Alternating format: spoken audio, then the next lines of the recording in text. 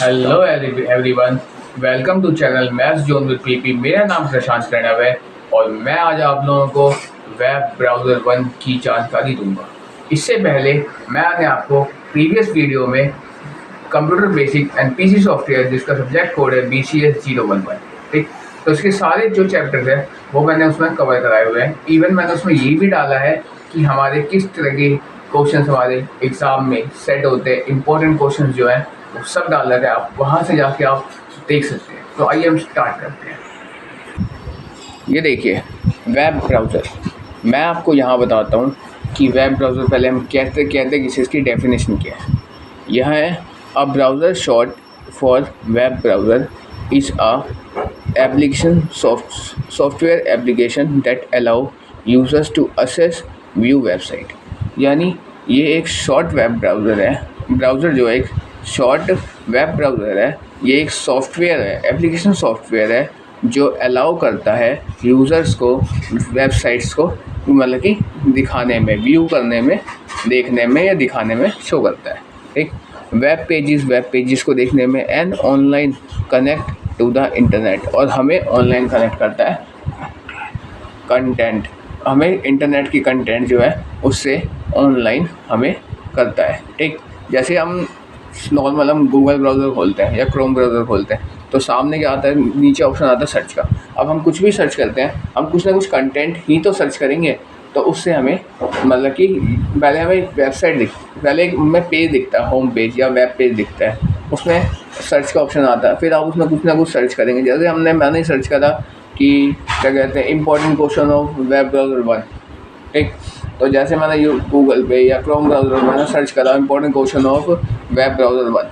ठीक, तो उसके सारे इंपॉर्टेंट क्वेश्चन, तो मैंने क्या सर्च किया, कंटेंट डाला ना, उसे कुछ ना कुछ काम तो दिया कि हाँ भाई वेब ब्राउज़र 1 के इंपॉर्टेंट क्वेश्चन दिखाओ, तो सारा मुझे पास उसमें फिर उसका अलग अलग वेबसाइट्स आएंगी, अलग अलग पेजेस खुल जाएंगे, तो उसके बाद वो हमें शो होगा। फिर हम अपने हिसाब से देखेंगे कि हमें किस टाइप के क्वेश्चन चाहिए, हमें इतने क्वेश्चन चाहिए, फिर हम एक एक को खोल के देखेंगे। तो जो पेज एक के बाद दूसरा तीसरा चौथा ऐसे पेज जो खुलते जाते हैं वो मेरे वेब पेजेस होते हैं, उसे हम वेब ब्राउज़र कहते हैं। ये एप्लीकेशन सॉफ्टवेयर है। ठीक है, अब देखिए हाउ ब्राउज़र वर्क कैसे करता है। तो पहला है, फर्स्ट पॉइंट मैंने लिया यहाँ पे यूज़र इनपुट। यूज़र जो भी इनपुट देता है वो उसके हिसाब से काम करता है। जैसे मैंने उसको इनपुट दिया कि important question of web browser 1, तो वो इम्पॉर्टेंट क्वेश्चन ही वेब ब्राउज़र 1 के मैंने उसे इनपुट दिया है। ठीक, तो यहाँ लिखा है, मैंने लिखा है यूज़र एंटर्स द URL, यानी यूनिफॉर्म रिसर्च लोकेटर, जो भी और सर्च करेगा फॉर द क्यू होता है कि वो ऐसी कैटेगरी जो एक के बाद वो चलती रहती है, क्यों उसे कहते हैं। ठीक है, तो उसमें क्या होता है कि यूज़र इनपुट करे। जैसे मैं यूज़र था, मैंने उससे इनपुट किया कि भाई वेब ब्राउज़र 1 के इंपॉर्टेंट क्वेश्चन दिखाओ। ठीक है, उसके बाद क्या करेगा, उसको फिर मैं उसे सर्च मारूंगा, तो वो क्या करेगा, पहले वो रिक्वेस्ट को एक्सेप्ट करेगा कि हाँ भाई मुझे ये ही काम करना है जो मुझे सामने से यूज़र ने दिया है। ठीक, फिर क्या करेगा, सर्वर उसको रिस्पॉन्स करेगा।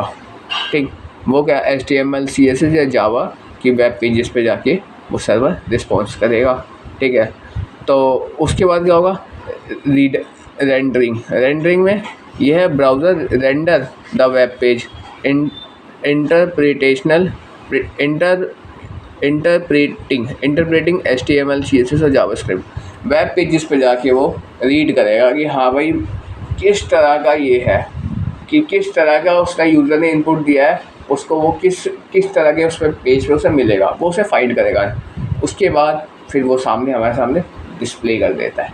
ठीक, तो ये सारे स्टेप्स थे कि कैसे वो वर्क करता है। पहला है यूज़र इनपुट देगा, फिर वो रिक्वेस्ट एक्सेप्ट करेगा, फिर सर्वर पे जाके उसका रिस्पॉन्स लेगा, फिर रेंडरिंग करेगा यानी मतलब उसे फाइंड करेगा कि कहाँ पे किस टाइप का इनपुट है, ये हमें कहाँ मिलेगा। और जब तक क्या होता है, इधर हमारा मतलब जो भी हमने सर्च किया होता है प्रोसेस में लगा रहता है। ठीक, उसका क्या होगा कि जब वो रेंडर कर लेगा यानी उसे फाइंड कर लेगा, तो उसका वो हमें डिस्प्ले पे शो कर देता है।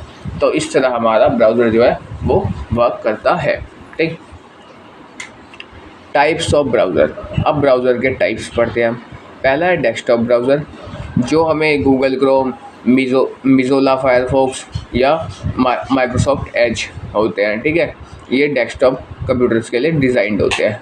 अगला है मोबाइल ब्राउज़र्स। मोबाइल ब्राउज़र में क्या होता है, डिज़ाइन फॉर मोबाइल, जैसे iOS है, गूगल क्रोम, एंड्रॉयड के लिए है, सफारी है, ठीक है, तो ये सारे होते हैं। फिर है वेब ब्राउज़र्स, ये क्या करता है, specified browsers for specific task, कुछ स्पेसिफिक टास्क के लिए ही ये स्पेसिफाई होता है, जैसे होता है प्राइवेसी फोकस्ड होता है या एड ब्लॉगिंग होता है, इन सब के लिए होता है ये, ठीक। फिर आता है टेक्स्ट ब्राउज़र। टेक्स्ट ब्राउज़र के लिए क्या होता है, लिनक्स होता है, लिंक्स होते हैं, टेक्स्ट, केवल टेक्स्ट ही लेता है ब्राउज़र और कुछ नहीं लेता। फिर अगला आता है हेडलेस ब्राउज़र, कि जिसमें कोई हेडिंग ना हो, जैसे हेडलेस क्रोम होता है या पैंथोमस होता है, ठीक है। अगला है क्लाउड ब्राउज़र। क्लाउड ब्राउज़र के अंदर क्या आता है, run to remote servers access through आपका क्लाइंट, ठीक। तो ये क्या करता है कि सर्वर से क्लाइंट के द्वारा असेस कराता है, जैसे गूगल क्रोम हो गया, ओएस हो गया, जैसे हम गूगल क्रोम पे जाके कुछ भी सर्च करते हैं, ठीक। तो हम क्या है, हम रिमोट है, हम मतलब कि क्लाइंट है और वो रिमोट है, ठीक, होस्ट कोई और है, ठीक। अब देखिए जैसे गेमिंग ब्राउज़र हो गया, जैसे हम गेमिंग ब्राउज़र हम ऑनलाइन गेमिंग के लिए इसमें प्रयोग करते हैं, जैसे ओपेरा GX वगैरह है, ठीक। अब है प्राइवेसी फोकस्ड ब्राउज़र, ये क्या है, टॉर ब्राउज़र या डक गो प्राइवेसी ब्राउज़र, ये नाम है इसका, ठीक है। अब अगला आता है ब्राउज़र्स कंपोनेंट। ब्राउज़र के कंपोनेंट क्या क्या होते हैं, यूज़र इंटरफेस आता है इसके अंदर, जिसके अंदर हमारे यूज़र इंटरफेस में क्या क्या होता है, इंक्लूड होता है इसमें एड्रेस बार होता है, टूल बार होता है, मेन्यूज़ होता है, विंडोज़ होता है। और उसके बाद रेंडरिंग इंजन, इसके अंदर क्या क्या इंक्लूड होता है, इसके अंदर इंक्लूड होता है इंटरप्ट्स, HTML, CSS और जावा की इंटरप्ट्स इंक्लूड होती है, ठीक। अगला होता है जावास्क्रिप्ट इंजन, इसके अंदर क्या होता है, एग्जीक्यूट या जावास्क्रिप्ट कोड्स होते हैं, जावास्क्रिप्ट कोड को एग्जीक्यूट किया होता है इसमें, ठीक। अगला होता है नेटवर्क स्टैक, इसके अंदर क्या होता है, manage internet connections and request, internet connection को मैनेज करता है, उसके रिक्वेस्ट को भी मैनेज करता है, ठीक। एक्सपेंशंस और optional add on for extra functionality के लिए ऑप्शंस ऐड ऑन करता है, ठीक। तो ये सारे इसमें ब्राउज़र के कंपोनेंट्स हैं, ठीक। तो मैंने यहाँ तक आपको एक्सप्लेन किया कि ब्राउज़र किसे कहते हैं, कैसे काम करता है, उसके क्या क्या कंपोनेंट्स हैं, ठीक है, टाइप्स ऑफ ब्राउज़र, ये सारा मेरा फर्स्ट टॉपिक था, ठीक। नेक्स्ट है web service communication with web browser, ये कैसे होता है। वेब ब्राउज़र के साथ वेब सर्विस कम्युनिकेशन क्या है, पहले इसमें मैंने फर्स्ट पॉइंट लिया है रिक्वेस्ट, क्योंकि भाई हम कहीं भी कुछ भी मतलब उससे कम्युनिकेट, वेब ब्राउज़र से हम कम्युनिकेट करने जाएंगे तो पहले उसे रिक्वेस्ट भेजेंगे, ठीक है। तो रिक्वेस्ट के अंदर क्या होता है, web browser sends the HTTP request to the web server.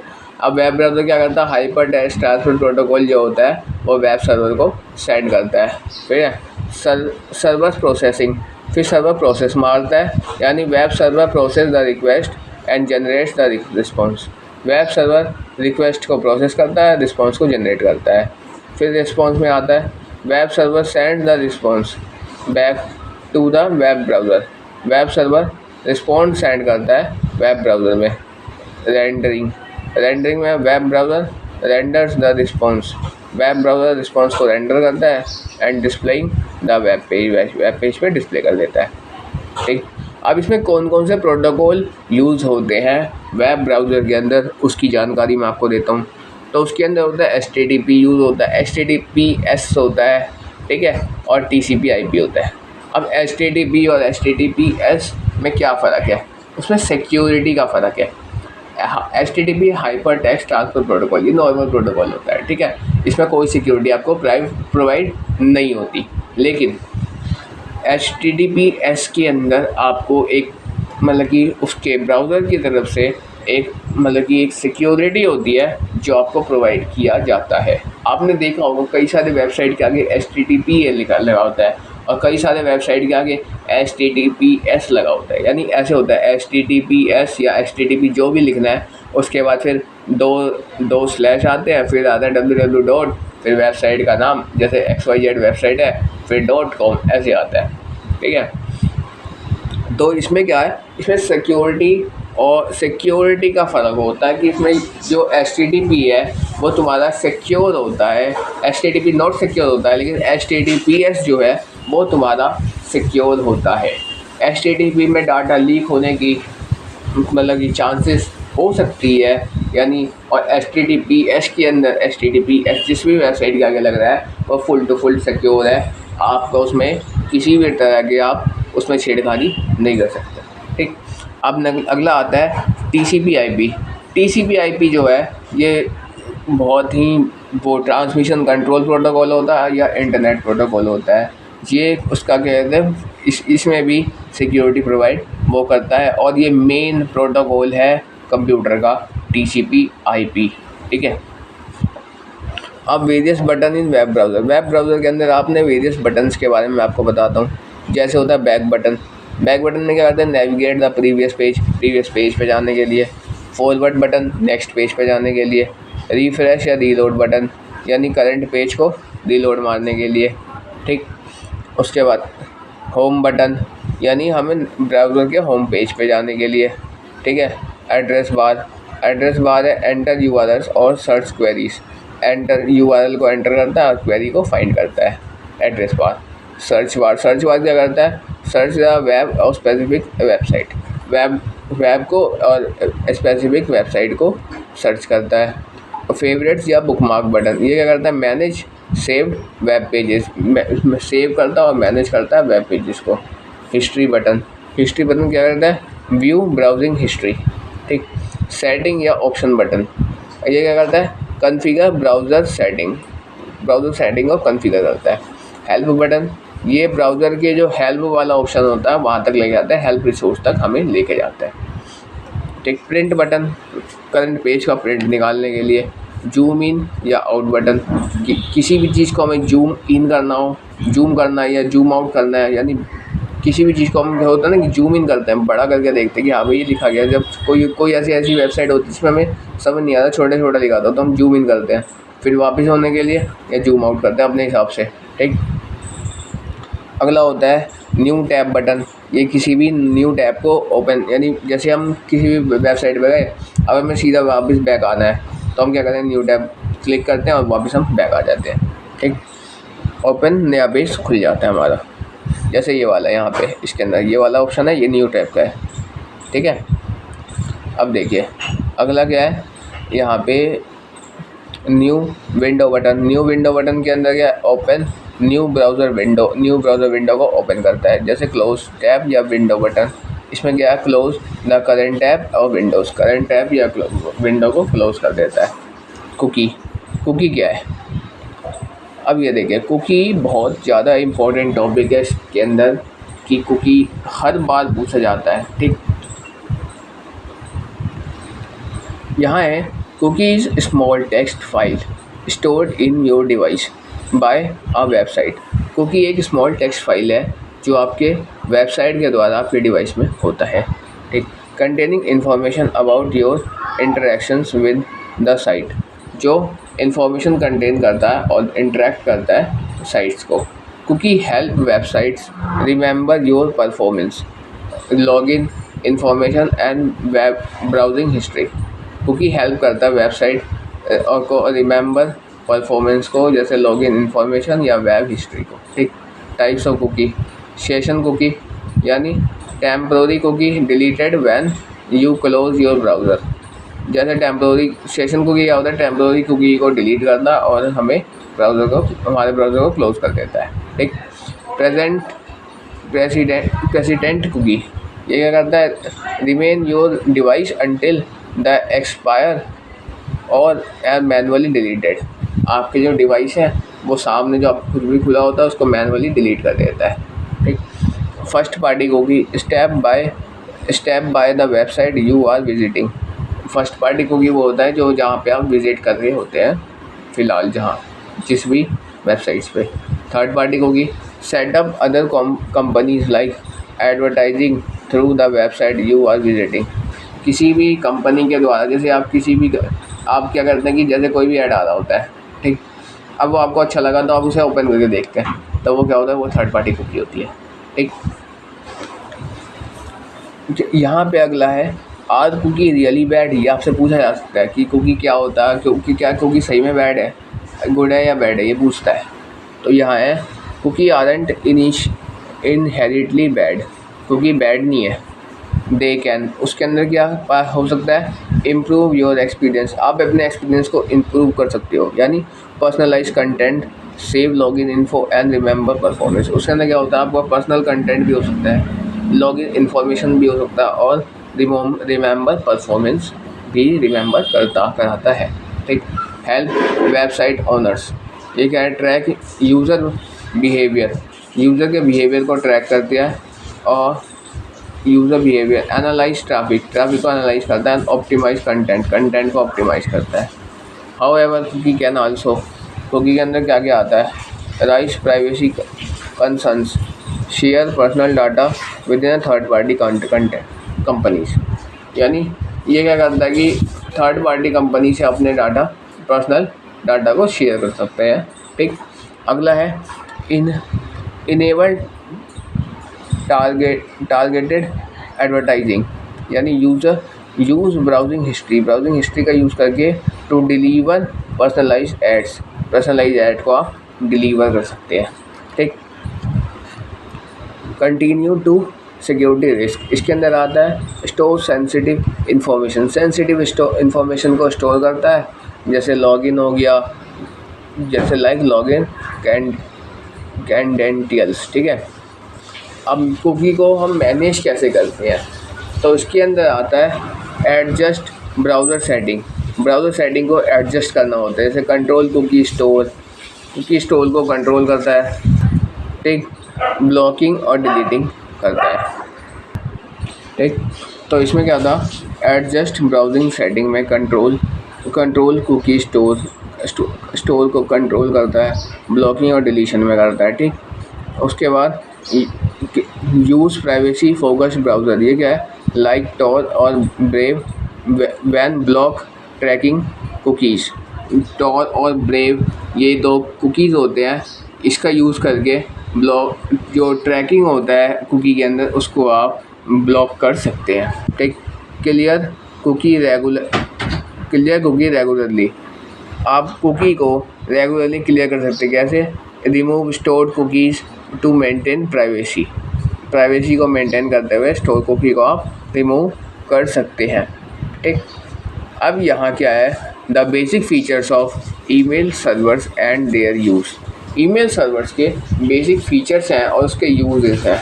मैंने यहाँ लिखा, पहला पॉइंट लिया इनबॉक्स होता है receive and store incoming emails को आप रिसीव कर सकते हैं या स्टोर कर सकते हैं, जिसे हम नॉर्मल भाषा में कंटेंट कहते हैं। वो इनबॉक्स, ईमेल के अंदर उसको इनबॉक्स वर्ड से जाना जाता है। कंपोज के अंदर क्या है, आप लिखते हैं या सेंड करते हैं किसी भी न्यू ईमेल्स को। अगला है सेंड, यहाँ क्या करता है, डिलीवर ईमेल टू रिसिपेंट्स, जिसको भी हमें सेंड करना है उसको हम ईमेल यहाँ से सेंड से ऑप्शन से सेंड कर सकते हैं। रिप्लाई क्या करते हैं, जो रिसीवर्स का जो ईमेल होता है उसको हम रिस्पॉन्ड करते हैं, यहाँ से रिप्लाई करते हैं। फॉरवर्ड, यानी जैसे जिसकी आपने मुझे मेल दिया, आपने मुझे दिया कि हाँ तुम एक काम करो, तुम ए पर्सन को मेल भेजो, तो वही मेल उठा के जो आपने मुझे मेल दिया वो मैं ए पर्सन को मेल जो भेजूँगा, तो मैं क्या करूँगा, उस मेल को सीधा फॉरवर्ड कर दूँगा। ठीक। अब CC और BCC, ये दो बहुत इम्पोर्टेंट पॉइंट होता है ईमेल के अंदर। ये वाला जो CC और BCC है, ये आपको हो सकता है जो इसका लैब है BCS 011 का जो लैब वाला टॉपिक है, यानी basic computer and PC software का जो लैब है, इसके अंदर भी आपको पूछा जाता है कि difference between CC and BCC। ठीक है। तो ये लैब के भी पॉइंट ऑफ व्यू से बहुत ज़्यादा इंपॉर्टेंट है। CC क्या होता है, कार्बन कॉपी होता है, ये करता है send copy to email to the multiple recipients. ठीक।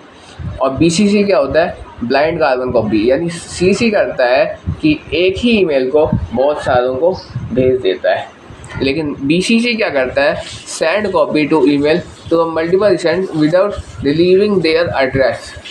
लेकिन इसमें मैं अब आपको नॉर्मल भाषा में इसको वो बताता हूँ, नॉर्मल इसमें, जैसे देखो मैंने मेल भेजा 10 पार्टी को, मैंने CC करा, मेल को CC फॉरवर्ड करा, CC के हेल्प से कार्बन कॉपी दिया है मैंने सबको, तो वो 10 के 10 को पता होगा कि हाँ भैया हमारे पास सेम मेल आया है, हम 10 के पास कितने भेजा है, तो प्रशांत सर ने हमको भेजा है, 10 बंदों को सेम मेल भेजा है, ठीक।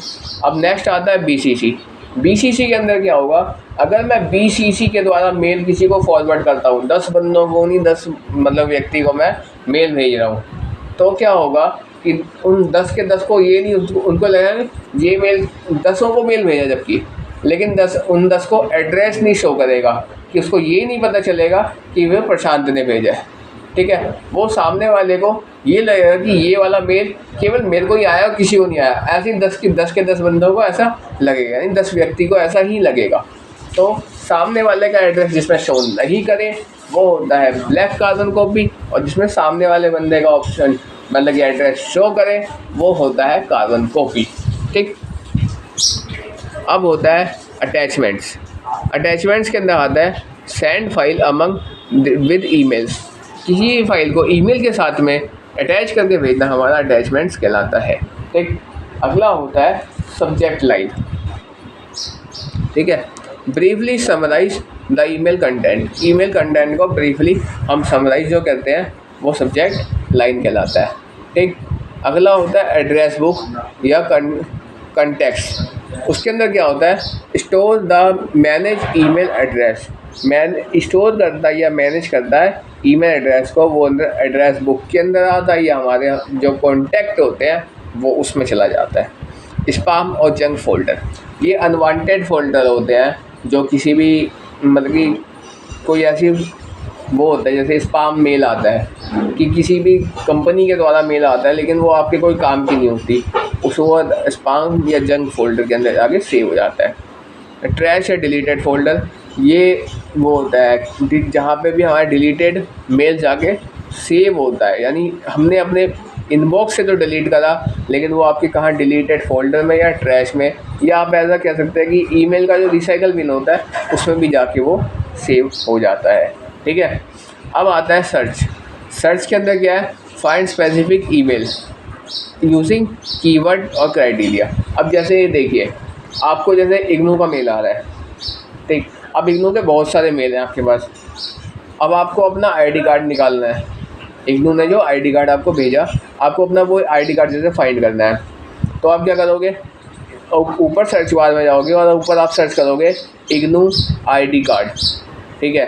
तो वो इग्नू का जो आईडी कार्ड है, जैसे हमने इग्नू आईडी कार्ड में सर्च करना है, मैं क्या करूँगा, सर्च बार में जाऊँगा, इग्नू आईडी डालूँगा, तो वो जो आईडी कार्ड वाला जो मेल है वो मुझे सामने शो कर देगा, ठीक है। तो इस तरह से हम सर्च बार हो गया। फ़िल्टर्स क्या करते हैं, ऑटोमेटिकली शॉर्ट, फॉरवर्ड और delete emails based on rules, ठीक। सिग्नेचर में क्या होता है, ऐड स्टैंडर्ड फूटर या आउटगोइंग ईमेल्स के अंदर आता है। फॉर्मेटिंग में क्या होता है, यूज़ HTML का यूज़ करके और plain text to format email content, ठीक है। अब आगे पर्सनलाइजेशन में क्या होता है कि mark emails to high to low priority. High से लो प्रायोरिटी में जाके मार्क ईमेल्स को हम उसमें पर्सनलाइज कर देते हैं, ठीक। अब होता है scheduling, send email at the later time और डेट। उसमें क्या होता है कि जब आप ईमेल आता है तो उसमें देखा होगा आपने कि उसमें डेट और टाइम भी शो करता है कि हाँ भाई ये मेल आपको इतने बजे इतने तारीख को मतलब रिसीव हुआ है, ठीक। तो वो चीज़ आता है। रीड रिसिपेंट्स, अगर आप उसे रीड कर लेते हो तो उस मतलब कि पहले जो मेल आता है वो थोड़ा हाईलाइटेड होता है, अगर आपने उसे खोल के एक बार भी पढ़ा या नहीं पढ़ा वो आप पे डिपेंड करता है, लेकिन आपने उसको एक बार भी मेल को खोल लिया तो उसका जो ऊपर का जो हाईलाइट हुआ होता है वो हल्का पड़ जाता है, यानी फ़ॉन्ट नॉर्मल हो जाता है। तो उससे ये पता चलता है कि ये वाले जो मेल है मुझे ये रीड करे हुए हैं और ये वाले जो हाईलाइट है ये वाले मेरे अनरीड मेल्स हैं, ठीक। अब अगला आता है इंक्रिप्शन। इंक्रिप्शन में क्या होता है, सिक्योर ईमेल कंटेंट को सिक्योर करता है यूजिंग इंक्रिप्शन मेथड के द्वारा, ठीक है। अब यहाँ देखिए, अब यहाँ इसी के रिलेटेड ईमेल से रिलेटेड अगला पॉइंट है। अगर आपसे पूछा जाए, वैसे तो नॉर्मल क्वेश्चन है, वैसे अगर पूछा जाए कि हम ईमेल कैसे क्रिएट करते हैं, ईमेल अकाउंट कैसे क्रिएट करते हैं, तो वो उसके लिए मैंने यहाँ पे कुछ पॉइंट्स लिया हुआ है। यहाँ पे क्या करते हैं, चूज़ ईमेल प्रोवाइडर।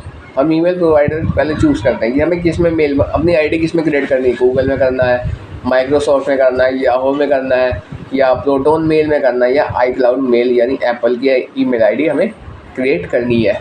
तो ये हमें किस में क्रिएट करना है, हमें पहले वो चूज़ करना होता है। ठीक, उसके बाद हम क्या जाते हैं, प्रोवाइडर की वेबसाइट पे जाते हैं। ठीक, फिर हम क्या करते हैं, क्रिएट अकाउंट को क्लिक करते हैं, जिसमें भी हमें पहले चूज़ करना होता है। मैंने गूगल में बनाना है, गूगल के प्रोवाइडर वेबसाइट में गूगल को ओपन करेंगे, गूगल को टच करेंगे, फिर प्रोवाइडर वेबसाइट में आएंगे, फिर उसमें क्रिएट अकाउंट का ऑप्शन आया, उसे क्लिक कर दिया। ठीक, क्लिक करके हम उसमें क्या करेंगे कि क्रिएट अकाउंट में जाके साइन अप मारेंगे, साइन अप को लगे क्लिक करेंगे। उसके बाद हम एंटर बेसिक इन्फॉर्मेशन एंटर करना होता है। जैसे उसमें आता है फर्स्ट नेम, लास्ट नेम आता है, यूज़र नेम आता है, पासवर्ड आता है, ठीक है, या रिकवरी ईमेल का भी ऑप्शन शो करता है, ऑप्शनल होता है ये। अगर आपका ईमेल पहले से क्रिएट होता है तो रिकवरी ईमेल का ऑप्शन आता है। फिर डेट ऑफ बर्थ मांगता है, ठीक है, बर्थ डेट मांगता है, फिर लोकेशन मांगता है, ये स्टेप्स मांगते हैं।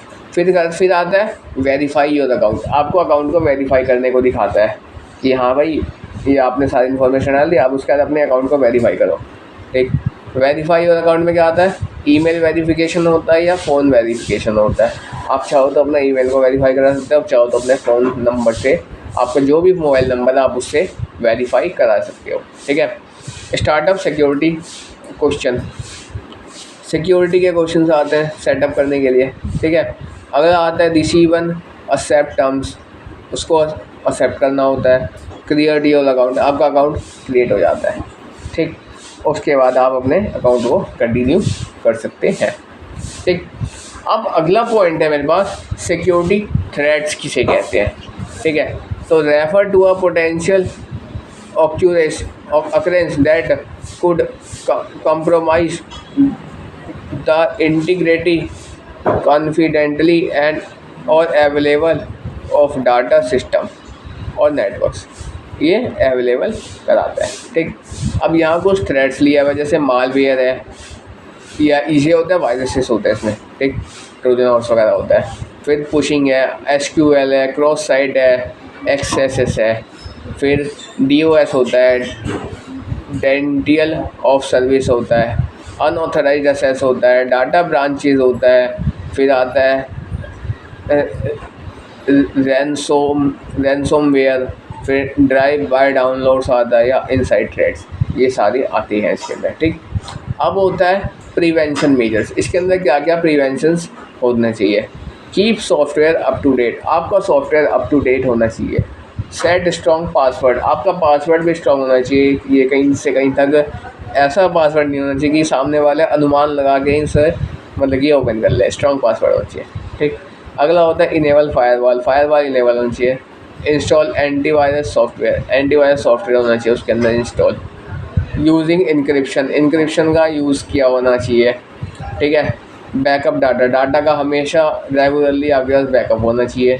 यूज़ सिक्योर प्रोटोकॉल का यूज़ करा हुआ होना चाहिए। मॉनिटर सिस्टम्स होना चाहिए। इम्प्लीमेंट असेस कंट्रोल्स भी होना चाहिए उसके अंदर।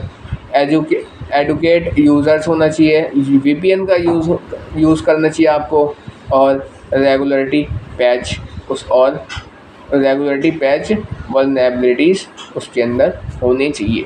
ये सारे होंगे तो आपका जो ये है सिक्योरिटी थ्रेट्स, ये आपका स्ट्रॉन्ग रहेगा। ठीक, अब इसका टॉपिक का चैप्टर का लास्ट टॉपिक है मेरा, व्हाट इज़ चैट। चैट होता क्या है, चैट क्या करते हैं हम जो बोल रहे हैं आपसे कम्युनिकेट कर रहे हैं, यही चैट है? नहीं, कंप्यूटर की भाषा में क्या होता है, real time text based communication between 2 और मोर यूज़र्स, यानी एक या एक से अधिक यूज़र्स के द्वारा टेक्स्ट बेसिस पे हम जो बात करते हैं वो चैट होता है। जैसे हम व्हाट्सएप मैसेंजर पे बात करते हैं, hello friend how are you, वो सामने कहता है फाइन एंड यू। जब हम कुछ ना कुछ लिख के वो करते हैं तो टेक्स्ट बेस हम जो भी बातचीत करते हैं उसे हम चैट कहते हैं।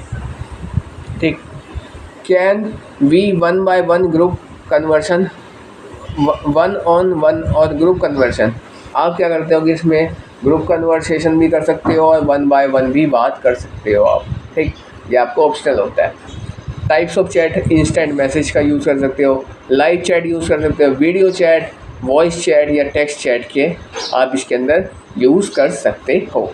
चैट के फीचर्स, टेक्स्ट मैसेजिंग होता है, फाइल शेयरिंग हो सकता है, इमेज एंड वीडियो शेयर हो सकते हैं, ऑडियो और वीडियो कॉल्स हो सकता है, ठीक है, स्क्रीन शेयरिंग हो सकता है, इमोजीज स्टिकर शेयर्स होते हैं, या ग्रुप कन्वर्सेशन के अंदर भी ये सारे फीचर्स आते हैं हमारे चैट के। अब चैट प्लेटफॉर्म, चैट का प्लेटफॉर्म क्या क्या होता है? फेसबुक होता है, ट्विटर होता है, वी चैट होता है, व्हाट्सएप होता है, ऑनलाइन फोकस कम्युनिटीज़ होता है, या कस्टमर सपोर्ट चैट बोट्स होता है, ठीक है। अब देखिए इसके बेनिफिट्स क्या है। रियल टाइम कम्युनिकेशन, हम मतलब कि चाहे कितनी ही दूर हो लेकिन हमें ऐसा लगेगा कि हम रियल टाइम में एक दूसरे से मिल रहे हैं। कॉन्वेनियंस होता है, फ्लेक्सिबिलिटी होती है, कॉस्ट इफेक्टिव होता है, असेसिबल फॉर एनीवेयर, हर जगह असेसिबल होता है, ठीक है। चैट एंटीक्विटी, इसके अंदर आता है बी रिस्पॉन्सिबल, आपको रिस्पॉन्सिबल रहना पड़ता है। फिर यूज़ प्रॉपर लैंग्वेज, आपको प्रॉपर लैंग्वेज का यूज़ करना होता है।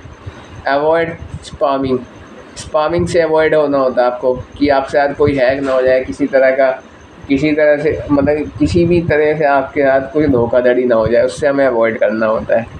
एक कीप कन्वर्सेशन कॉन्शियस, हमें कॉन्शियस होकर बात करना होता है। यूज़ इमोजी वाइजली, सही इमोजी हमें वाइजली देना होता है, ठीक है। तो इस तरह मैंने आपको इस वीडियो के अंदर यहाँ पे चैप्टर जो था मेरा वेब ब्राउज़र 1, ये मैंने आपको कंप्लीट किया। मैं उम्मीद करता हूँ आप लोग को बढ़िया से बढ़िया समझ में आया होगा, और मैंने इस वीडियो को बनाने में बहुत वो किया, और आप लोग, मैं उम्मीद करता हूँ कि आप लोग इसको अच्छे से अच्छा समझेंगे और इसे अंडरस्टैंड करेंगे, ठीक है।